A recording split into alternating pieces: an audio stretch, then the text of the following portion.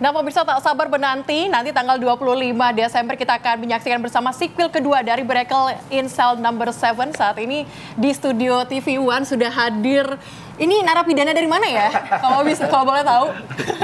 Ada Mas Vino, Mbak Marsha, kemudian juga Pak De Indro dan juga Mas Tora Sudiro.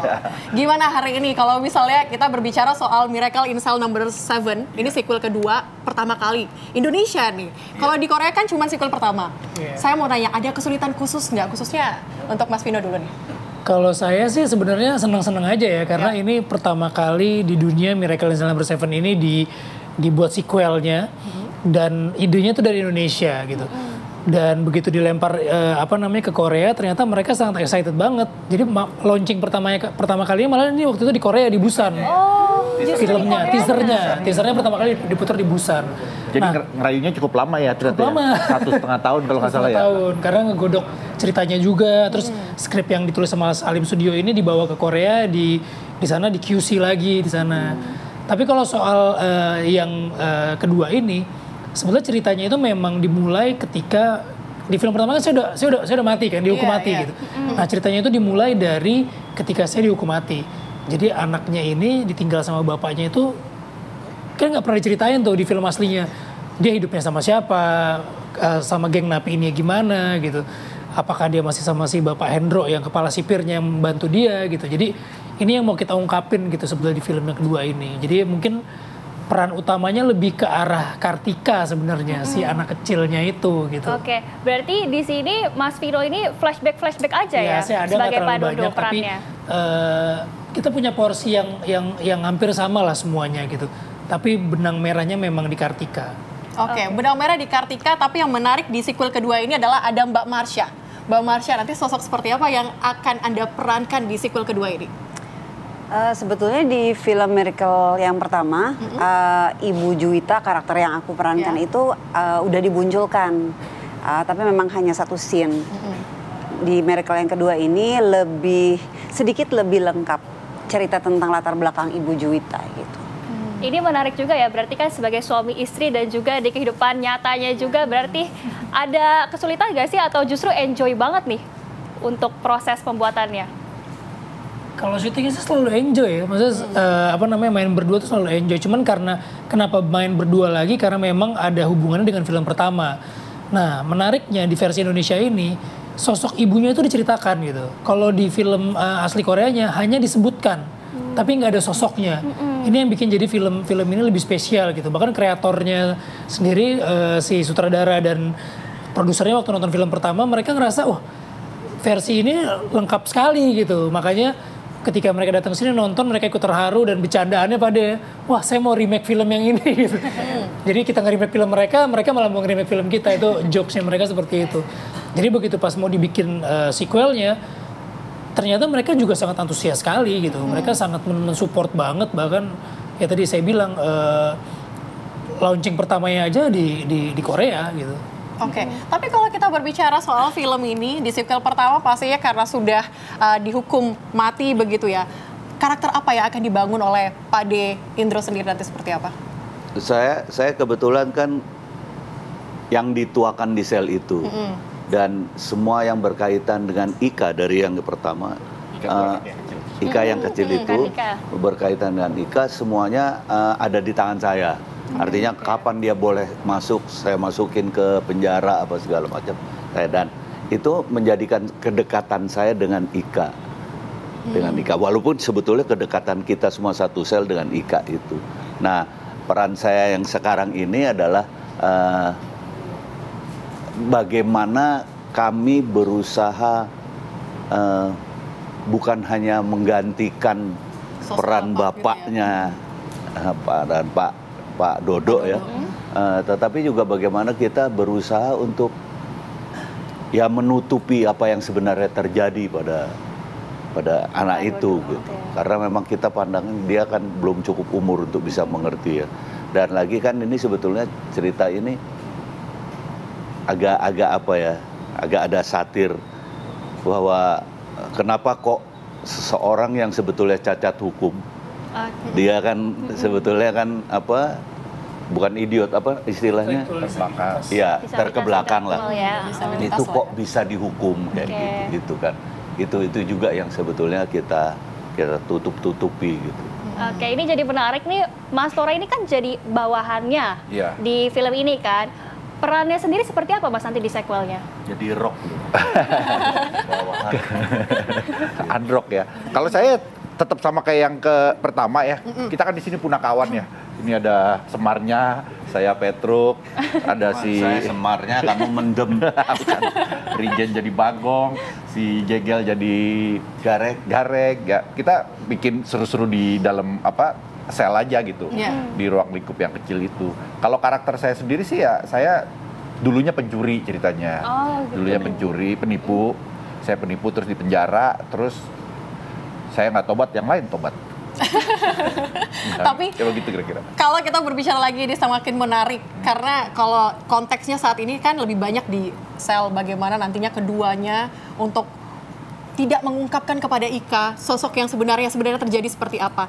Ada kesulitan khusus nggak yang Pak De Indro rasakan di sequel kedua kali ini? Sebetulnya justru malah bukan kesulitan yang saya hadapi, justru saya dipancing, saya dimasukkan ke dalam keadaan yang memang susah itu gitu. Iya. Jadi ini mohon maaf misalnya di situ ada di ikannya itu di promonya itu saya menceritakan atau membaca diary-nya Bu Uwi kayak gitu.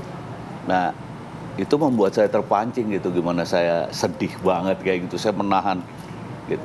Sebetulnya gini, bahwa kami narapidana sebetulnya manusia biasa kan yang sama Iya. punya perasaan seperti orang lain kayak gitu. Dan itu sih sebetulnya yang menurut saya bukannya tantangan, akhirnya kita memang sudah dimasukkan ke situ gitu. Jadi ya terbawa lah kayak gitu. Mungkin karena kita udah ngikut di cerita yang pertama, Iya. Pak De, terus kita udah nonton berkali-kali gitu.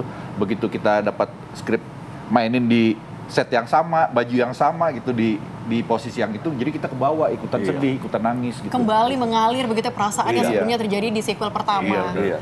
Tapi yang ingin kita ketahui adalah di sequel pertama semua masyarakat Indonesia bahkan film di Koreanya pun membanjiri air mata kita penonton. Apakah sequel kedua akan membanjiri air mata yang sama? Tapi ditahan dulu, kita akan bahas usai jeda berikut ini. Tetaplah bersama kami di Apa Kabar Indonesia Siang. Ya pemirsa, kita ketahui bersama di sequel pertama air mata membanjiri semua yang menyaksikan. Tetapi bagaimana dengan sequel kedua? Apakah air mata kembali akan bercucuran atau seperti apa? Pak De, Siapa aja boleh nih. Kalau menurut saya bukan, saya nggak melihat bercucuran air matanya atau tidak, tapi gini, di yang second ini lebih menyentuh ya, Iya. lebih menyentuh karena diceritakan bayangkan bagaimana Dodo dengan keterbatasan dia mendapatkan seseorang yang normal, yang kasih sayangnya juga gila-gilaan kayak gitu. Itu menyentuh banget sih, menyentuh banget. Terus bagaimana kita semua ngumpetin ke anak itu bahwa bapaknya sebetulnya udah nggak ada, walaupun juga kita seolah-olah bercerita bahwa bapaknya baik-baik aja, bahkan bisa kirim surat seperti itu kayak gitu. Itu sih menurut saya menyentuh banget. Cuman sekarang tinggal tangkapan teman-teman yang menonton itu seperti apa ya. Udah siap banjir juga berarti ya Pak De Bawa ya? tisu Iya. sebanyak mungkin gitu. Pak De, Gini. menyentuh-menyentuh ada adegan sentuh-sentuhan. nggak ada. Ada sama ini ya. Kalau itu Nanya doang. menurut yang lihat trailernya, ya mereka aja udah nangis lihat trailer. Baru trailer aja udah nangis. Iya. Padahal para wartawan. Oke, kita lanjutkan ini ke Mbak Marsha. Mbak Marsha, ini kan disebutnya sequel ya. Tapi saya baca dari sinopsisnya sendiri ini ada sedikit prequelnya. Ada. Nah, Juwita ini berperannya seperti apa Mbak nanti?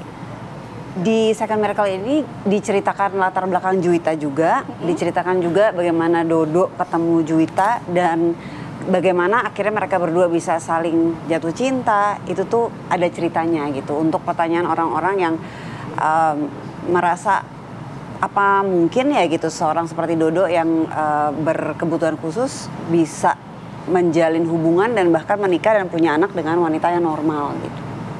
Kalau pandangannya Mas Vino sendiri gimana Mas? Apanya nih? Soal tadi Mbak Marsha bilang bahwa seorang pria berkebutuhan khusus itu sebenarnya bisa menikah gitu. Sebetulnya kan ini juga pertanyaan-pertanyaan dari teman-teman penonton di film pertama gitu kan. Penasaran gimana sih sosok ibunya, kok bisa seorang Dodo bisa merawat anak sekecil itu gitu sampai masuk sekolah gitu. Ternyata memang itu sangat penting sih ya, harus dijelaskan gitu. Nah di film ini coba mau diungkapin sedikit banyak bahwa peran dari seorang istri ini besar sekali gitu. Istrinya inilah yang mengajarkan tentang segala hal kepada si Dodo ini, dan akhirnya Dodo itu yang meneruskan kepada anaknya. Nah proses ini yang sebenarnya orang tuh nggak tahu gitu, yang mau kita ceritakan di film ini. Terus satu lagi, setiap yang diungkapkan di film pertama itu kan si karakter saya itu selalu bilang, kata Ibu Uwi, hidup tuh harus begini. Kata Ibu Uwi itu jangan jadi orang jahat, harus jadi orang baik. Karena kalau jadi orang baik besok jadi orang akan baik sama kita. Nah, selalu kata-katanya itu diawali dengan kata Ibu Uwi. Jadi kenapa harus dengan kata Ibu Uwi gitu. Nah, di film kedua ini kita mau coba jelaskan itu gitu. Dari mana semua itu berasal sebenarnya, dari istrinya. Oke. Berarti nanti sosok yang akan diperankan oleh Mbak Juwita ini adalah sosok yang antagonis begitu atau seperti apa? Bukan. Enggak. Jadi menjadi ibu yang baik atau seperti apa? Karena kan kita ketahui bahwa ini sendirian nih, anaknya ditinggalkan sendirian bersama dengan ayah Dodo. Apakah akan ada sosok kayak sepertinya kenapa Mbak Juwita itu meninggalkan? Kalau nonton yang di pertama memang udah jelas ya bahwa ibunya memang udah meninggal gitu. Oke. Iya. Bukan meninggalkan Dodo, jadi Ibu Uwi itu meninggalkan saat melahirkan. Kalau bahasa TikToknya meninggoy. Oke. Kalau pelawak kayak gitu ya Bang ya? Meninggoy gitu ya. Gak ada yang serius ya. Amat ya. Tapi kita pengen tahu dong behind the scene-nya, bagaimana proses dari syuting filmnya hingga akhirnya nanti kita akan saksikan bersama di layar lebar. Apa yang di sini? Behind the scene-nya. Cerita saya ya banyak sih sebetulnya. Kayak misalnya contoh nih, kita waktu itu ada kesempatan buat naik mobil tua banget. Mobil tua, Mobil penjara. mobil tua, bus gitulah. Bus. Nah, kebetulan yang nyupir itu salah satu pemain yang ngebantu gitu. Yang nggak pengalaman megang mobil itu. Udah udah kasih tahu, ini hati-hati nyupirnya nih, mobil tua nih, udah kan. Tiba-tiba dia gas kenceng banget tuh, gitu. Terus udah rem. Kita semua di dalam udah gini. Akhirnya nabrak mobil yang depannya. Iya.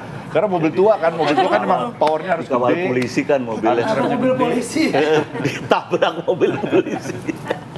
Ternyata walaupun ini menguras air mata ya Zizi, Tapi ada cerita produksinya ini justru karena mungkin jajarannya ini ada pelawak-pelawaknya juga ya. Iya, Saya lihat. komedian, nggak salah gitu ya. Oke, Mas Tora, tadi kita udah berbincang sempat ya waktu break ya. Iya. Gimana sih rasanya ini syuting film bersama mungkin jajaran komedian gitu ya? Ya kalau aku sih seneng banget ya. Ini udah kayak keluarga buat aku gitu loh. Walaupun ketemunya pas syuting doang. Cuma ini udah kayak saudara lah semuanya. Tiap ngumpul, ini syuting bareng ini. Wah aku udah tenang aja, udah seneng gitu ya. Terus iya happy aja lah. Ada pemain-pemain baru juga ya? Oh ada pemain baru, kita ada Aco, Ayu Sita. Terus ada siapa Bu Mursid, ada Mursid itu. Mursid siapa? Yang nyupir itu. Dela Dartian. Iya, ada beberapa pemain yang baru juga yang memperkuat cerita ini gitu. Oke, tapi ketika mendengar bahwa akan ada film lanjutan kedua, ini bagaimana kemudian respon dari para pemain dari film pertama? Apakah memang responnya sangat positif atau Kalau sempat kayak ragu? yang kedua ini masih nerima ya, nerima. Takutnya nanti kalau ada sambungan yang keempat, ntar Ika keluar dari kardus sudah gede gitu kan, pandangan kita udah berbeda gitu kan. Ika udah gede, kitanya udah tua. Iya, makanya udah di stop di kedua aja kayaknya. Itu Ika masih kecil, masih lucu. Kalau Ika udah gede, kita yang pusing ntar. Oke. Dan Pak Des kamera sendiri- juga susah ya. Nanti harus menikahkan, begitu ya, jadi agak lebih panjang nanti ceritanya. Oke, kalau Pak Des sendiri gimana ngeliat ya? Apanya tuh? Itu ya tadi dibilangin bahwa ini cukup sampai sequel 2 aja. Saya bahkan waktu dengar kita, mau dibikin apa nih yang kedua gitu kan. Karena misalnya prequel gitu, prequel kan pasti ngomongin kita kan, dia kejahatannya apa gitu. Kalau misalnya sequel, apalagi gitu, orang dodonya udah meninggal gitu. Ternyata ini sebetulnya, makanya tadi kan dibilang ada sequel, ada prequel. Sebetulnya ini kan the other side of gitu. Ini cerita lain di dalam cerita ini kayak gitu. Itu sih. Nah, begitu tahu kayak gitu, oh oke. Nah, situ mulai kalau saya ya timbul rasa deg-degan. Karena yang pertama itu kan film itu kan sukses banget. Dan kita remix kan, kita mengadaptasi. Itu beban mentalnya bukan main kami. Itu setiap mau shoot kita berunding. Setiap mau shoot kita mau take ya, berunding. Dan yang apa-apa nih. Manusia berusaha, Allah yang menentukan. Ini gue lagi ditarik. Nah, gue jadi lupa. dan ketika ini yang kedua lebih sebetulnya terus terang aja lebih berat lagi sih buat kita. Oh, justru lebih berat lagi, Pak Ade? Iya, karena apa? Karena ini kan benar-benar cerita kita sendiri. Oh ya, buatan. Dari itu, dari yang sudah ada itu gitu. Jadi ya jujur aja kita lebih parah sih ininya. Lebih deg-degan. Setiap take kayak gitu. Ini yang suka ketiduran malahnya. Padahal yang penyakit gula gue. Dia ketiduran saking tegang kita sebetulnya. Jujur aja ya kita tegang. Nggak bisa ngumpet. Gila itu pertama kali syuting pakai kamera white gila-gilaan. Orang di sini lagi diem, lagi mancing nih. Tuh lo kelihatan. Hah? Perasaan di samping kamera. Itu jadi kita mungkin setiap mau take itu bisa setengah jam sendiri kita ngobrol. Ini bener nih mau dibikin gini. Itu setengah jam mesen ojek online kita, Pak De. Ngobrolnya cuma 2 menit. Enggak gini. Setengah jam. Karena lu tadi bilang kayak saudara tapi lu ngejatohin ya. Emang susah ya kalau misalnya kita ketemu dengan komedian seperti ini. Kendalanya sebetulnya yang paling berat, banget, paling berat dari syuting film ada dia. Kan bercanda, Pak De. Enggak, gua berat. Pencair suasana ya berarti Mas Tora nih ya. Tapi yang menariknya adalah kalau kita tahu. Tapi Ika itu waktu kecil takut banget sama dia. Iya. Kenapa, Mas? Soalnya mungkin dari badannya saya juga takut kali ya. Kayak Gondorwo gitu. Jadi ngeliatnya takut kali dia. Iya, tatonya banyak. Tapi ibunya sayang sama aku. Oh gitu. Ibunya Ika. Oh iya. Oh ibunya Ika. Ibu Ika yang asli. Ibunya Ika yang asli. Ikanya takut. Ibunya Grace takut. Ibunya Grace sayang sama aku. Oke, tapi apa targetnya di film lanjutan kali ini, Mas Vino? Ya.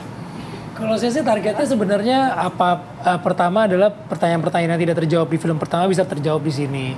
Dan penonton bisa melihat sisi lain dari seorang anak kecil yang kehilangan kedua orang tuanya gitu.